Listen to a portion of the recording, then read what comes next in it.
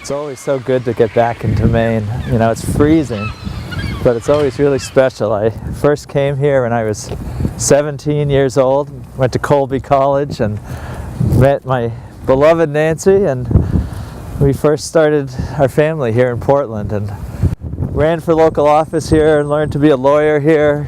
Lived right out there on Peaks Island across Casco Bay, and our kids were under 5 years old, going back and forth on the boat where I went to work. It's a beautiful, beautiful place to live and raise a family, and it's just always a treat to come back here. It's just been a great year for American Promise. Our members all around the country are just on fire. We had that great swing through the Midwest, the Cody, Wyoming event, just fantastic, and wonderful National Citizen Leadership Conference. Lots more to come, but we're just on fire now.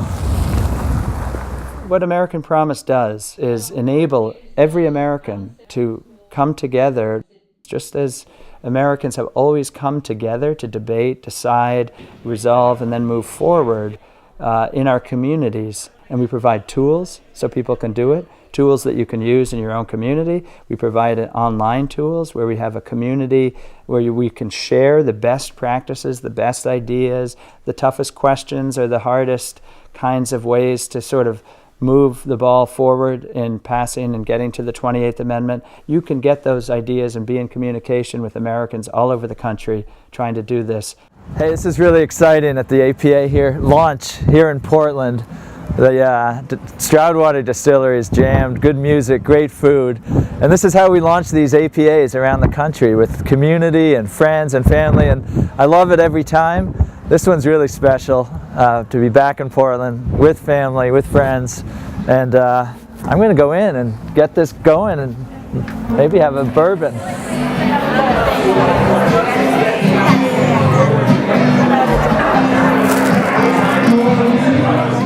Our system at American Promise is about creating local hubs of people just like you.